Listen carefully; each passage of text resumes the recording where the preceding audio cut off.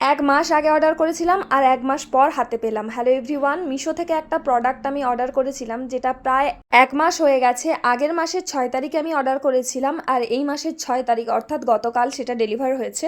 অবশ্যই তোমরা পুরো ভিডিওটা দেখো, আমি তোমাদের দেখাবো আমি কি অর্ডার করেছিলাম। তবে তার আগে তোমাদের একটু বলি, আমি এক মাস আগে অর্ডার করেছিলাম প্রোডাক্টটা, তার মধ্যে দেখলাম মিদনাপুরে এসে প্রোডাক্টটা পড়ে রয়েছে। গত মাসের 19 তারিখ ওটা ডেলিভারি হওয়ার কথা ছিল কিন্তু ডেলিভার হয়নি, তো দেখলাম অনেকটাই লেট করছে, 28 তারিখ হয়ে গেছে। ওই দিনই কিন্তু আমি আমার অর্ডারটা ক্যান্সেল করি আর অর্ডারটা প্রিপেড করা ছিল, তাই দুদিন পর আমি টাকাটা রিফান্ড পেয়ে যাই। আর অর্ডারটা ক্যান্সেল করার 3 দিন আগে আমি আবারও সেম জিনিস আবারও অর্ডার করি ক্যাশ অন ডেলিভারিতে। ফাইনালি গতকাল 6 তারিখ সেটা এসে আমার হাতে পৌঁছেছে। জিনিসটা ভালো এসেছে, খারাপ আসেনি, দু এক জায়গায় একটু ভাঙাও রয়েছে। ভেবেছিলাম রিটার্ন করে দেবো কিন্তু আর করলাম না, তার কারণ অলরেডি একবার অর্ডার করেছি সেটা আসেনি, তারপর আবারও অর্ডার করলাম সেটা এসেছে, এরপর রিটার্ন করলে এগেন আমাকে আবারও অর্ডার করতে হবে, তারপর আবার সেটা ডেলিভার হতে অনেকটাই সময় লাগবে। আর জানো তো এই গত কিছুদিন দেখছি আমি কিছু অর্ডার করলে সেটা ডেলিভার হতে অনেকটা সময় নিচ্ছে। সেটার রিস্ক কিন্তু আমি আর নিতে চাইনি, কারণ যেটুকু যা ভাঙা রয়েছে সেটা অ্যাডজাস্ট করা যায়, তো সেই জন্য আমি ওটা রেখে দিয়েছি। আর এদিকে দেখো আমার বেড়ালগুলো কিন্তু এই কার্টুনের পেটি খুব বেশি পছন্দ করে, তো কার্টুনের পেটিটা রেখেছি আর ওর মধ্যে ওকে বসিয়ে দিয়েছি। আমার বেড়ালগুলো কার্টুনের পেটি ভীষণ পছন্দ করে, যার মধ্যে ওরা রাত্রেবেলায় ঘুমোয়, দিনের বেলায় ঘুমোয়, খেলাধুলো করে, তো তার জন্য কিন্তু আমার ঘরে একটা করে কার্টুনের পেটি রাখাই থাকে।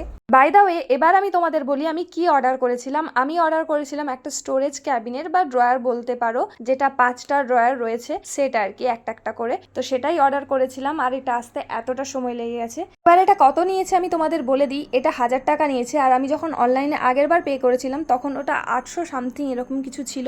এবার তোমরা বলতেই পারো টাকা দিয়ে নিয়েছো, ভালো জিনিস না নিয়ে ভাঙা জিনিসটা কেন রেখে দিলে। আমার মনে হয়েছিল রিটার্ন করে দেওয়া উচিত, কিন্তু আমার বোন বলছে যখন কোনো প্রবলেম হবে না, যেটুকুনি ভাঙা আছে তো তুই রেখে দে, তাই রেখে দিলাম।